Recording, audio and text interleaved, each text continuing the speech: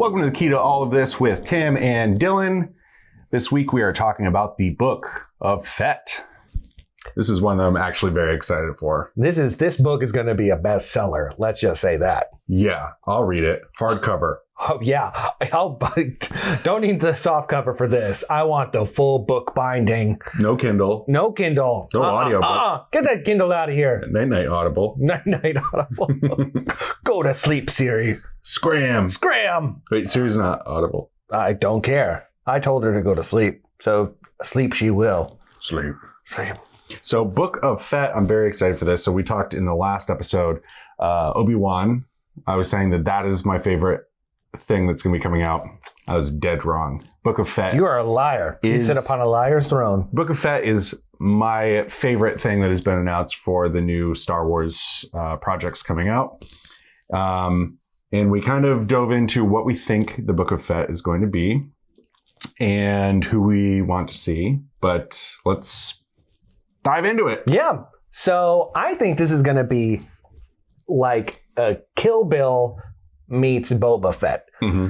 It's going to be the bride's list of people that who have wronged her, but Boba Fett will be in possession of this list, and he will be killing, I think, a lot more people than just the 5 people that were on the bride's list in Kill Bill. Yeah. One thing that I absolutely need is I need to see more bounty hunters. Yes. I want to see IG-88. I want to see Forlom, Zuckuss. Dengar. Obviously like Dengar. Oh my God. But, Bosk.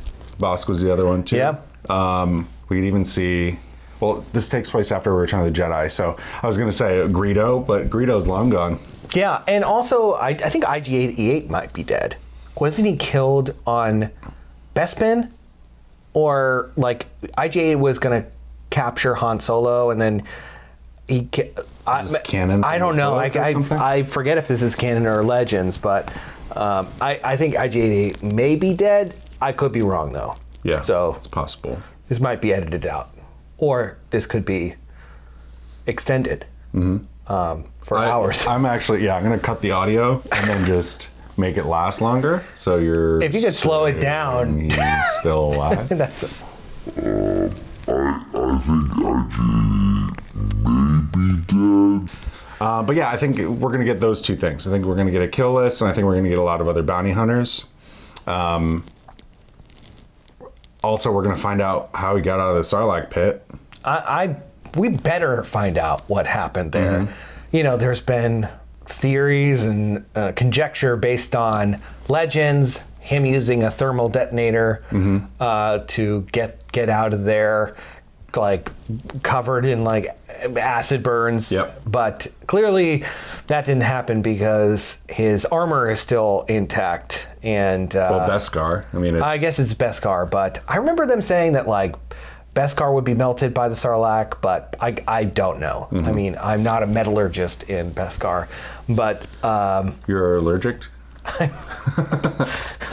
I'm allergic to Beskar. I'm allergic. But I mean, you can see that his face is kind of like scarred up and he's bald and stuff. So we have to get a backstory on the Sarlacc, how he got out, and why go back to Jabba's palace? Why take over the Hutt's Why throne? now, too?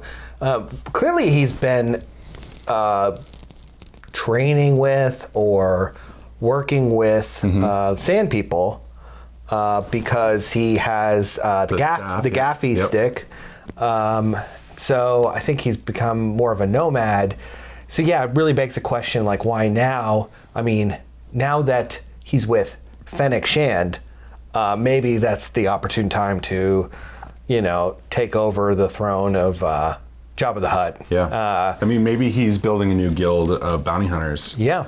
So, I mean, we talked about this in Obi-Wan of, collecting all the Jedi and it's good and evil, but maybe this is like he's trying to find the best of the best. And I expect we'll see Carl Weathers in a lot of the Mandalorian characters in this show.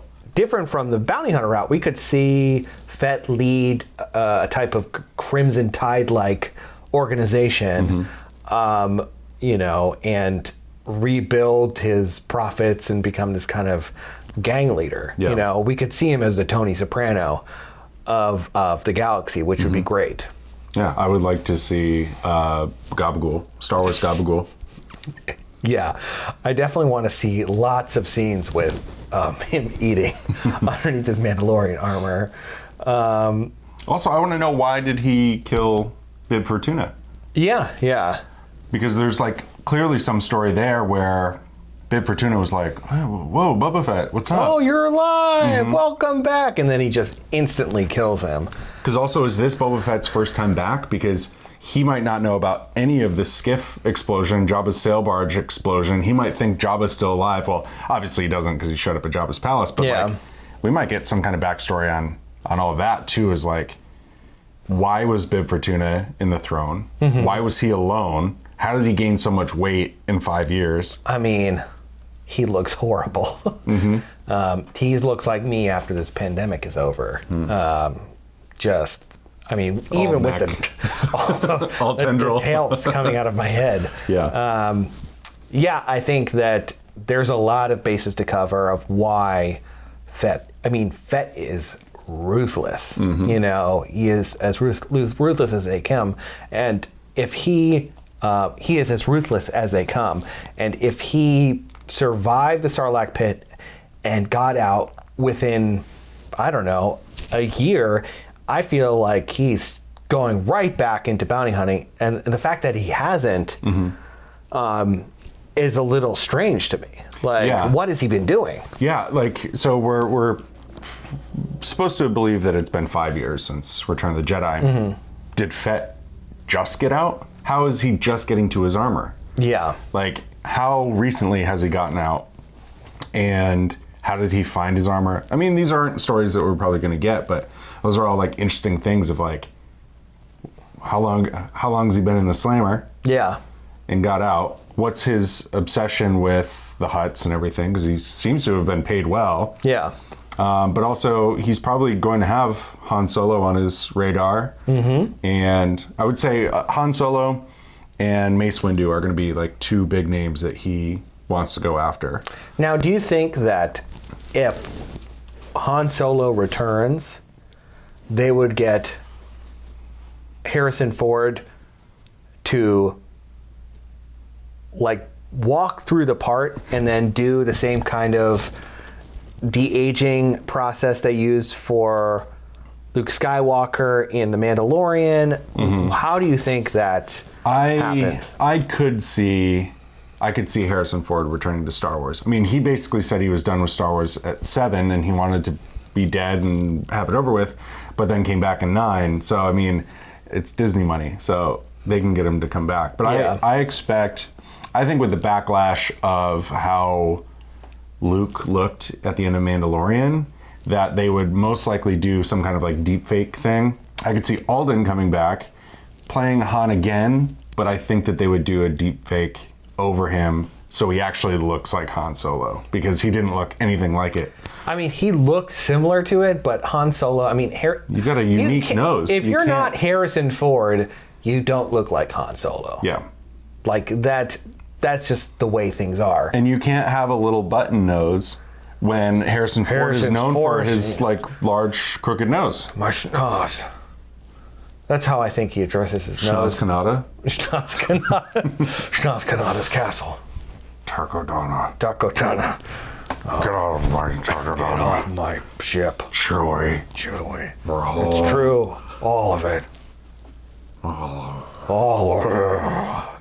He's like dribbling. So I could expect maybe even the Millennium Falcon. I think we could see that. Maybe Fett starts chasing him and he gets, maybe that's how he loses the Millennium Falcon, Could be, yeah. Because by episode 7, he doesn't have it. I would love to see Boba Fett steal the Millennium Falcon. Yeah. One of my favorite parts about TV series that have come out from the Star Wars universe is that clones are heavily featured.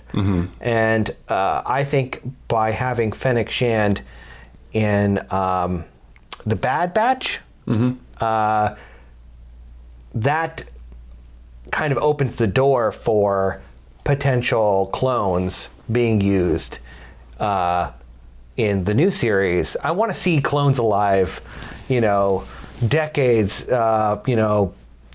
50 years after the Clone Wars. It's a great idea. What if Fett is trying to hunt down all the clones?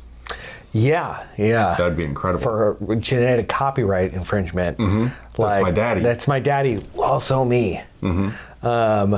I think that it could go either two ways. Like he could be like maybe the Bad Batch joins Fett and Fennec Shand. Mm-hmm. And well, also Bad Batch is taking place before episode 4. Yeah. So that's like a 20-year gap between Bad Batch and Boba Fett. All those characters would be. So who knows if they survive? Exactly. Yeah. We know Rex has survived, and a few of his fellow clones, but not too many others that we know of. Yeah. I'd love to get some answers as to where the clones went. And we will with Bad Batch for sure. Yeah. And also, so everyone knows, we clearly recorded this well before Bad Batch came out, even though we're releasing the first episode on May 4th. We don't know what happens in the Bad Batch, but by this time that you're watching it, you will know. So we apologize. And just turn your TV off now. Please throw your laptop away from you right now. Up. Just throw it up, set it free, and then whisper, "You're free, girl. Go on, get." Scramsies. Graham. Scramsies. I love you. Never come back. Never come back. I love you. So yeah, that's what I'm expecting from Book of Fett. And that's the one I'm most excited for, because I expected The Mandalorian to really be like a bounty hunter show rather than a babysitting show. Mm-hmm. And so I think Book of Fett is going to be what everyone expected Mandalorian to be before Grogu became the cult phenomenon that he became. Yep, I think we're going to see a lot more of the logistics that kind of made the first season exciting. Of bounty hunting and that whole world outside of the Mandalorians. I feel like the Mandalorians are bounty hunters, but they're also like religious bounty hunters. So they have their own code. I would love to see the kind of lawless quality of the guild, the John Wick version of the Star Wars universe, where like there's codes, but it's brutal and it's ruthless. Yeah, for sure. I'm all about that. Yeah. Well, thanks for watching. Feel free to comment below on what you think will happen in the Book of Fett, whether you think we've kind of got it right or strayed from the course a little bit. And tune in next week when we'll be discussing Boba. Thanks. You want to say your line? May the Force be with you. May the Force be with you. And also with you.